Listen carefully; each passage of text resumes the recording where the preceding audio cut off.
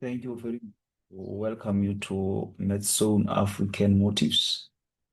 Today we are going to be on business studies, grade 12 notes, term 1. Grade 12 notes, term 1. So we are going to be mainly looking at the impact of recent legislation on business. So that is the topic. So as you can see here, there is content details for teaching and learning assessment purpose. So go through that content details for teaching, learning, and assessment purpose. So let's quickly go to terms and definitions. So here we are on terms and definitions. So here we are going to talk about Skills Development Act, SDA. As it says, the definition of SDA, Skill Development Act, is they said is the main aim of this act is to improve the skill levels of people who are already employed in the business. So meaning to say the act aims to improve the skills of workers in business. The act aims to improve the skills of workers in business. For example, a company sends employees for computer training to improve productivity. So that's what it means. Now let us come to Skills Development Levy, SDL. So it was introduced to ensure that business contribute to the development of skills of employees. So that is levy. So a levy is a tax. A levy is a tax that business pay to support employee training and skill development. So, for example, a company is going to pay 1% of its payroll to SETA.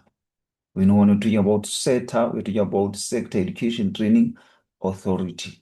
So they're going to pay 1% of their payroll so that in return they're going to get the grant from the SETA for them to make sure that they are going to be able to give training, learnerships at their businesses. So that is that when you're talking about what a levy. Now we have a PDIS. So this one is what?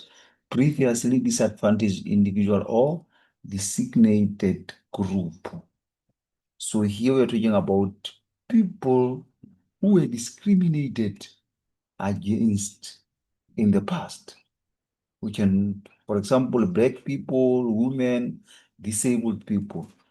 You'll find that only people hiring more black women in management to correct past inequalities. So that is that we're not talking about PDIS. Now we have SETAs. As it says, SETAs were established in order to implement and monitor implementation of Skills Development Act. So when you talk of sector, like I've said, that is a sector education training authorities. So with SETA, these are the bodies created. A SETA bodies created to monitor and implement Skills Development Act. So that is the body that is created to monitor and make sure that the implementation of Skills Development Act do take place. So that is that. Now we come to Labor Relations Act, LRA. As it says, this act was introduced to promote simple procedures for the resolution of labor dispute in the workplace. That is LRA, where we are saying that is a law. That is a law that helps resolve workplace disputes fairly. For example, the LRA, which is Labor Relations Act, outlines steps for resolving a conflict between a worker and an employer. So that is that. Now we have collective bargaining. These are negotiations between employer associations and trade unions on matters such as wage or conditions of the employment. That's when we're talking about collective bargaining, negotiations between employers and unions about wages and working conditions. You can talk of a union negotiates with employers for higher salary. So that is that. Now we have collective agreement. That is agreement between the employer organization and trade unions. So we are talking about a written agreement between unions and employers after negotiations. After negotiations. For example, a contract that states workers will receive a 7% annual increase. So that is a collective agreement. Dispute. So a dispute is a disagreement between the employer and employee. So that is that. This is when a worker and employee disagree about, let's say, maybe overtime. So that is a dispute. Bargaining councils. Bargaining councils. It says it is formed by registered trade unions and employer organizations in order to prevent or resolve labor disputes. That is bargaining council, which is formed by unions. Bargaining council is formed by unions, employer groups, so as to resolve labor disputes. So that is that. Now we have Employment Act. We have EEA. So EEA is what? Employment Equity Act. Employment Equity Act. So the main aim of this act is to ensure that equal job opportunities are given to all people, regardless of race, culture, language, age, religion, or disability, and etc. So this is EEA. So Employment Equity Act ensures equal job opportunities for everyone, regardless of race, gender, disability. So, for example, a company hires people from different groups fairly. So that is that. Now we have affirmative action. So affirmative action, like it says, it was designed to ensure that suitable and qualified previously disadvantaged individuals are given job opportunities, equal job opportunities. So affirmative action forms part of Employment Equity Act. So like we have said that our affirmative action measures give qualified PDS, previously disadvantaged individuals, equal job opportunities. For example, promoting a qualified black employee to a management to improve representation. That's what we are saying, whereby those previously disadvantaged people, they are now included. So that is that. Let's move on.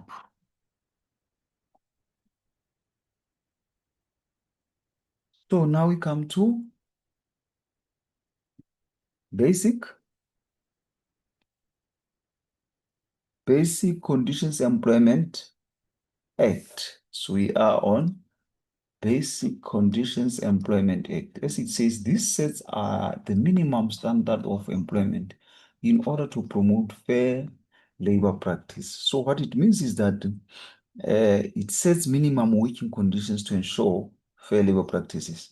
For example, the act states that workers should not work more than 45 hours a week.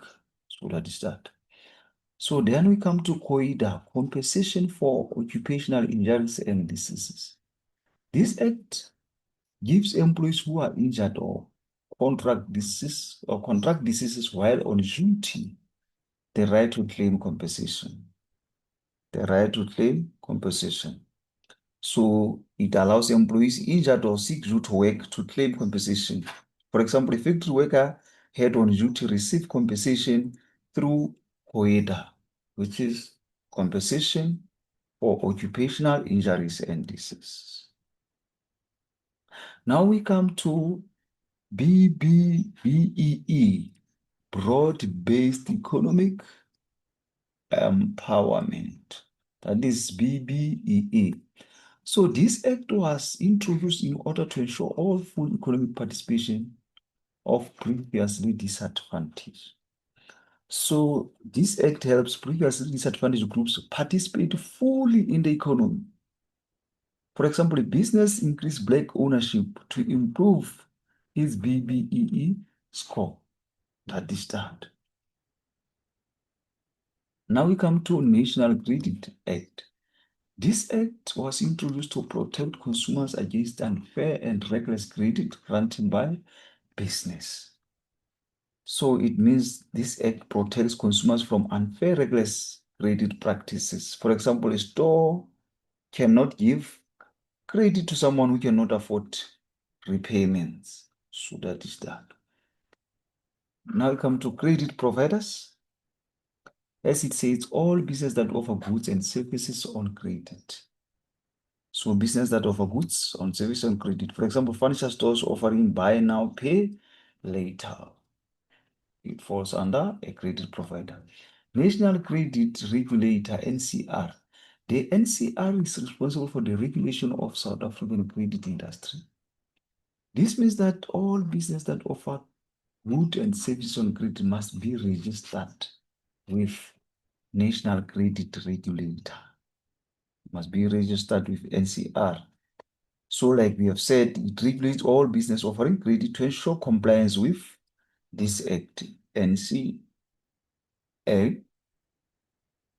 So for example, NCR, National Credit Regulator, checks that banks treat consumers fairly. So that is its role that it plays. Then we have debt review or debt cancelling. As it says, this is a solution targeted at South African consumers who are over-indebted and struggling to manage their finances. That is a debt cancelling. It is there to help over-indebted consumers. So it is there. It's a process to help over-indebtedness consumers manage debts. So that is that. For example, a person with too much debt goes for debt cancelling to reduce repayments. So that is that. So that it can reduce repayments. Now we have Consumer Protection Act. The aim of this act is to promote, protect the economic interest of consumers by providing them with information so that they make informed decisions. So it protects consumers by ensuring they get honest information and fair treatment. For example, a store must clearly display the correct price on goods. So that is that, whereby consumers are being protected. Compliance, that is acting according to the set of rules. So that is that. That is when you follow the rules or laws. Penalties, punishment for doing something that is against the law. So a penalty is a punishment for breaking laws or rules. Then discriminatory actions, treating persons, people differently from the way in which you treat other people. So that is treating people unfairly based on race, gender, and age. So these are the terminology that you're going to use throughout this notes on business studies grade 12. More especially on term 1 under legislation. So these are the terms that you're going to use for legislation. That is that. So this is the terminology that you are to be familiar with. So let us move on. Let us move on to Skills Development Act. The purpose of the Skills Development Act. The purpose of Skill Development Act. It says, develop skills of people in South Africa in order to improve productivity. So the purpose of SDA, like it says, it develops skills to improve productivity. For example, training workers to use new machines effectively. So that is that. Invest in education and training of workers. So it invests in worker education and training. For example, a business pays for employee short courses. So it means it has invested in education. Once they pay for employees for short courses, that's investment. Improves chances of getting job for previously disadvantaged people. So it improves chances for PDS. So it improves chances for PDS, like, for example, offering learnerships to young Black South Africans. So those were people who were previously disadvantaged, who were unable to access job because of they were not even well trained, they were without the necessary skills to do the job. So with this act, now it gives them a chances. It improves job chances for previously disadvantaged individuals. So that is that. Encourage workers to participate in the learning programs. So it means it encourages workers to join learning programs. For example, a company rewards workers who complete training. They reward a company who complete training. Redresses imbalances of the past through education and training.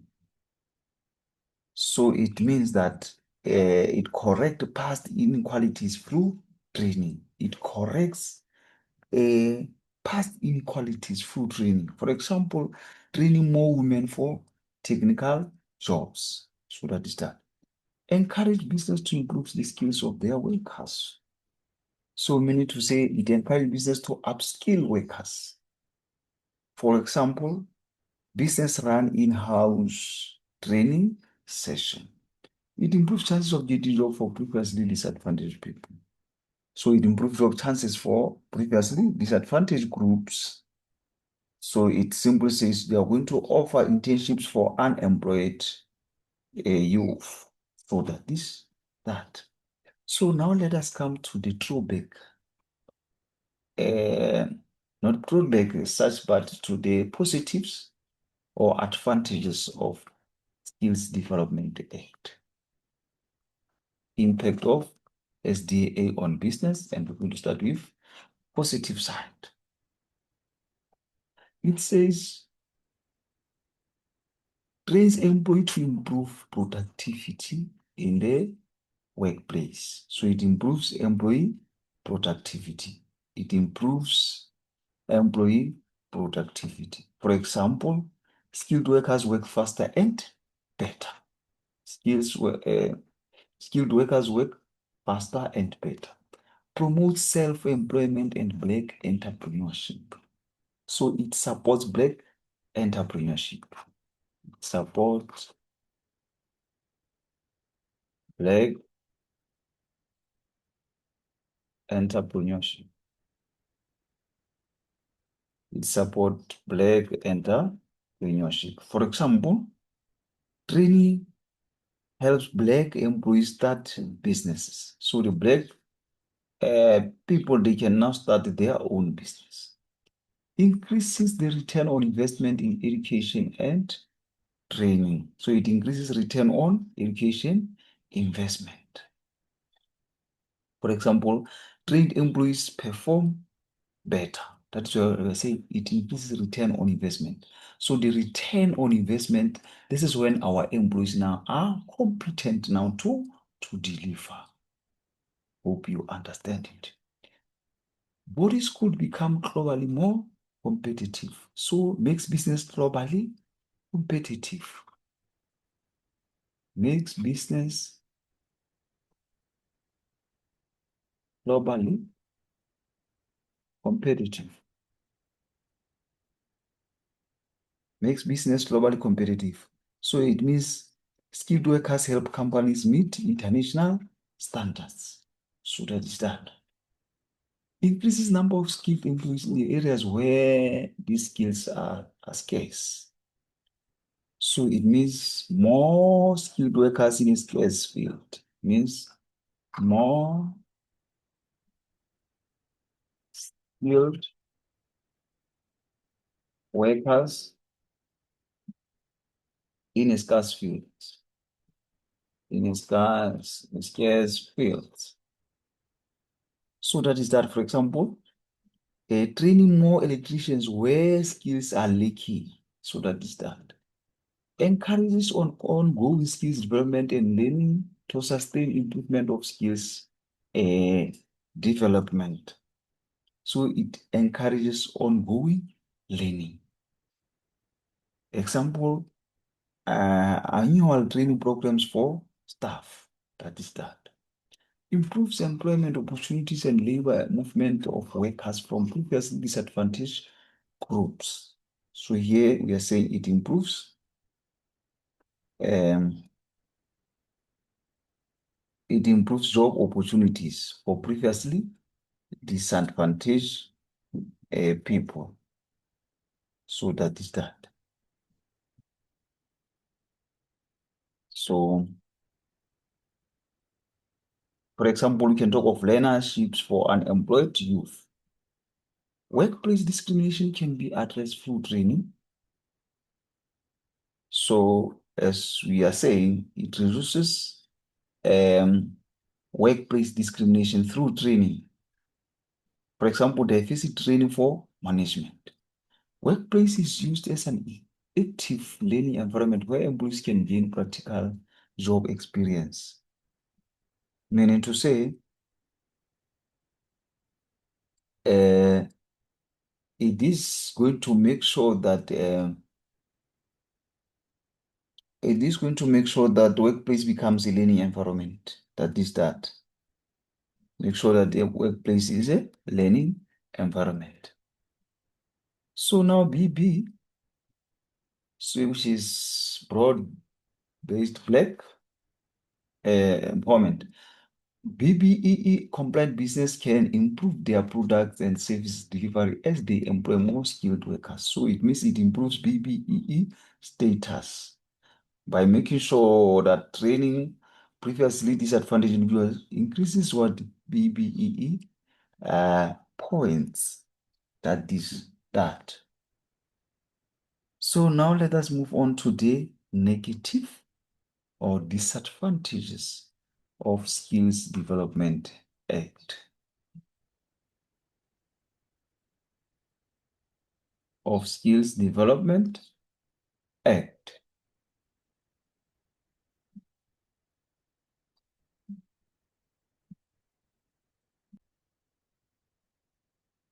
So we are on the disadvantages of Skills Development Act. As it says, it increases cost as the process requires a large amount of paperwork.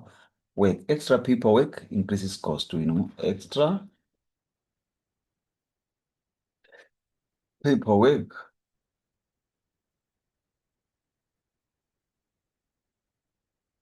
increases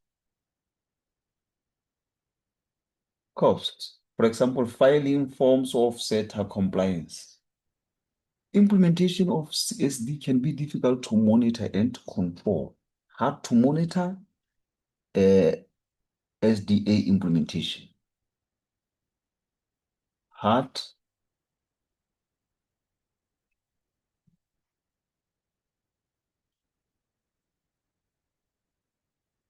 hard to monitor SDA implementation. So that is that. For example, business struggle with reporting requirements. Business struggle with reporting requirements. So that will be the problem now for or challenge for them to monitor and control. Skills programs may not always address training needs of employees. So it means training may not meet workers' needs. Training may not meet workers' needs. Training may not meet what workers' needs. Example, workers receive irrelevant training. So you find that the training that is provided is not relevant to what is needed by the workers. Skills development leave could be an extra burden to financially struggling business. So here we are talking about the skills levy which is going to be a burden to struggling business. For example, we're talking about small business struggling to pay skill development levy. It may be monitored and controlled by government departments that do not have education and training as their key priorities. As their key priorities. So government may mismanage process. Government may mismanage processes. So, for example, slow approval of training plans. Because these people find that they may have no education and training as their key priorities. So that is that. The SETAs may not be well organized and many courses offered by companies may not have unit standards that relate to course content. So that is that the SETA courses may not align with standards. That's what it means. May not align with standards. So, for example, courses not meeting a SATA unit standards. So you see, many services providers that offer training services are that not SACA accredited. So non-accredited training providers. So that non-accredited training providers. So for example, a company pays for training that is not recognized. That's what it means. Business may not support this government initiative. So you find that business may refuse to support this Skills Development Act. So that's when owners avoid training to save money. So that is that. Also, it further on says employees are expected to attend learnership during work hours. It could affect the production process and productivity. So learnership during work hours reduce productivity. So you see, so the production is going to slow down. Production slows when workers attend classes. So it's affected. Costly for business to employ a person to implement, manage, and control learnership. So it means we are saying costly to hire skills development facilitators because you have to pay them. So it costs money because you are to employ someone full-time. Business must employ someone full-time to do that, to implement, manage, and control leadership. So it means that hiring such a person is going to cost, as now that particular person will need to be paid. The time and money spent on improving employee skills is wasted if they leave the business. Training wasted if workers leave. So skilled employees resign after training. You see, this is what we are saying. So these are the disadvantages of Skill Development Act. So now let us move on to discriminatory actions according to this act, Skills Development Act. It says preventing employees from signing for learnership due to their age or position in the workplace. So this is when you are saying blocking workers from learnership. You block workers from learnership due to age or position. For example, only young employees allowed to train. What about the old one? So that this is discriminatory. Unfair development of skills and training to certain employees. Unfair training opportunities for selected employees. For example, only friends of the manager get trained. So this is a discriminatory according to this act. Developing a workplace skills plan which exclusively caters for certain race or gender. So here we are talking about skills plan favoring one group. Example, training only men or only one race. That is what it means when we are saying developing workplace skills plan which exclusively caters for certain gender or certain race or gender. Prioritizing only senior management for training and skill development programs. So here you are training only senior managers. So only management receives development. So that's is not okay, that is not fine, that is discriminatory actions according to Skill Development Act. Now, penalties for non-compliance. If you don't comply with this act, what are the penalties that the businesses are to face? It says businesses that do not pay skills development levy, may not offer learnership or claim grants from Skills Development Act. There is that 1% of your payroll that you are to pay to SETAs. So the business that fail to pay that levy, skill development levy, they are not allowed to offer learnerships and they cannot even claim grants. Because remember, you pay that 1%, in return, you're going to get grant from the SETA for you to offer the learnerships. A labor inspector could order the business to stop operating should the business be found guilty of illegal practices. So we are saying labor inspector may shut down illegal operations. So business closes due to non-compliance. So that is that.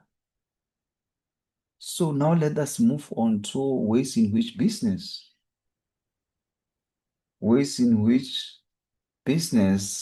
can comply with Skill Development Act. So they're saying how business can comply. It says employers who collect pay as you earn pay should register with SETAs. So register with SETAs. Example, a construction company register with SETA. 1% of employers' payroll has to be paid over to the SETA. We have said that is you are to pay 1% levy to SETA, the one that we're talking about. Because failure to do that, remember that the penalty that you're going to get is that you are not going to be allowed to offer learnerships or even to claim the grants. Business should register with SARS, South African Revenue Service, in the area in which their business is classified in terms of SETA. So register with SARS by SETA category. So for example, a manufacturing firm registers under the correct SETA. So that is that. Employers should submit workplace skills plan and provide evidence that it was implemented. Submit and implement a skills plan. So a business is going to send a proof of completed training. That is that. Business with more than 50 employees must appoint skills development facilitator. So appoint skills development facilitator. So you hire someone to manage training. That is that. Assess skills of employees to determine areas in which skills development are needed. So assess employee skills. So a manager tests workers' current abilities. That's how he's going to assess their skills. Encourage employees to participate in learnership and other training programs. So here you encourage employee participation. So that is that you motivate staff to join learnerships. Provide all employees with opportunities to improve their skills. So you offer equal training opportunities. Business should register with relevant SETA. So that is that.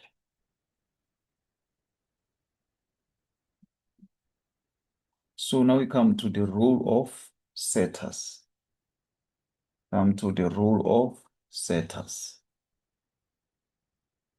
We know SETA, you have said it's the Sector Education Training Authority. So now we want to know the role of SETAs.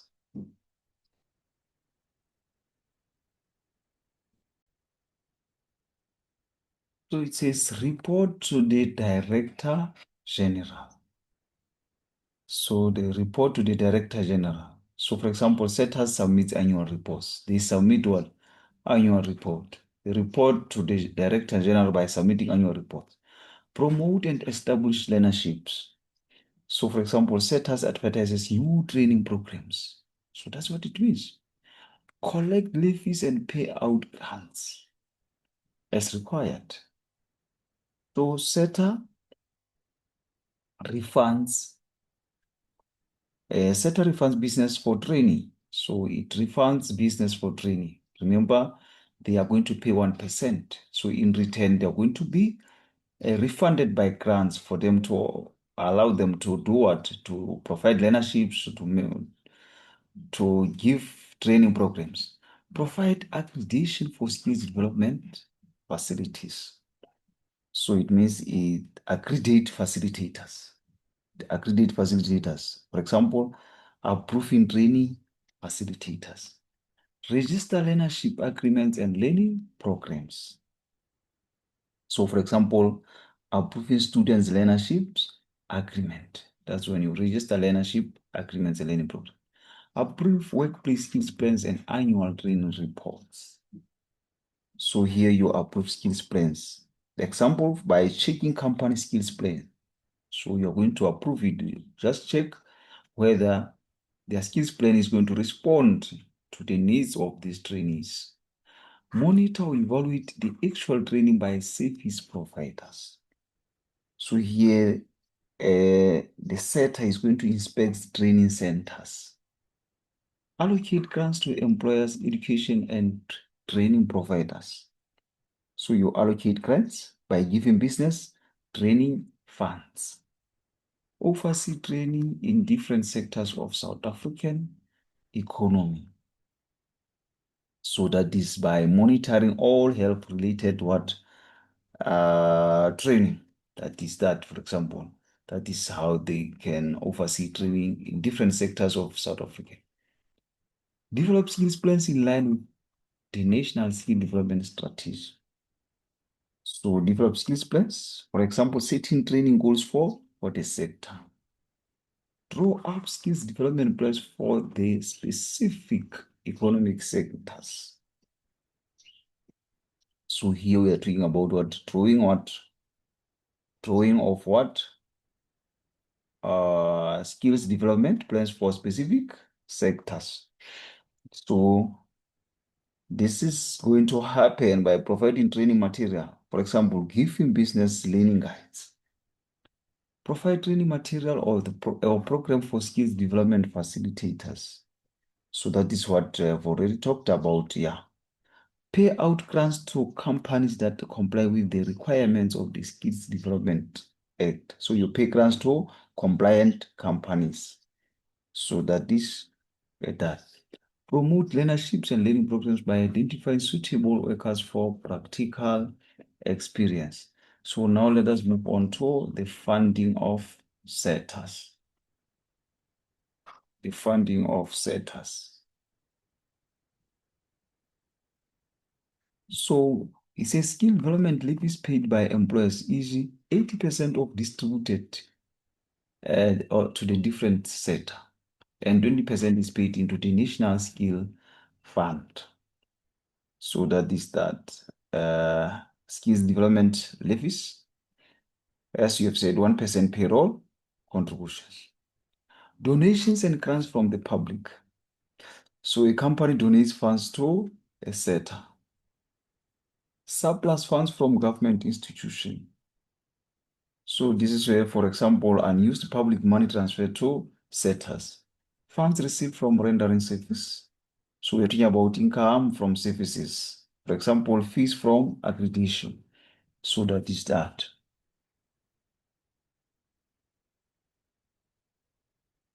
So now we come to National Skill Development Strategy and Human Resource Development. This is where we are. So we are going to start by National Skills Development Strategy. As you know, we're going to talk also by Human Resource Development Strategy. So, as it says, encourages good quality training in the workplace to ensure ongoing development skills. So it means that it promotes proper training so employees can improve their skills while working. That's what it means. On the human resource development strategy, addresses skill shortages in South African workforce. So it means a human resource development strategy focuses on training people in areas where the country does not have enough skilled workers. So that's what it means. So under National Skill Development Strategy, it further on says provides for the participation of the government organized business and labor. Meaning to say, all parties, government, business, workers, unions, must work together to improve skills development. Skills development. So that's what it means when I say provide for the participation of government, organized business and labor. So that is that. So under human resource development, it says aims at achieving faster economic growth, higher employment levels, and reduced levels of poverty. So it means by growing skills, human resource development makes sure that they grow the skills the country can create, so that the country can create more jobs and reduce what? Poverty. So under national skill development strategy, improve social development through economic development. So when the country grows, when the economy grows, people's living condition as well improve. That is that. It promotes social development or social justice and helps to alleviate poverty. That is under human resource development strategy. So what it means is that it ensures fairness and equal opportunities, especially for disadvantaged groups. That is that. So now let us move on, where it says it under National Skill Development Strategy indicate how sector education and training authorities should use money allocated from the skills development levy. So that is that. So it guides SETAs on how to spend training funds to improve workplace skills. So that is that. So again, develop short-term and long-term workforce skills. So it develops short-term and long-term workforce skills. It increases and improves access to training programs. It increases and improves access to training programs, meaning to say it helps more people to get opportunities to learn new skills. So that is that. It builds and provides career vocational guidance training center. So it means it develops centers where people can receive training and career guidance. So here it says it improves the supply of skills. So meaning to say it aims to increase the number of trained and skilled workers in the country. It increases employee participation in lifelong learning. So meaning to say it encourages workers to keep learning, upgrading their skills through their career. So that is that. This is the end of this presentation for today. Thank you very much for your time.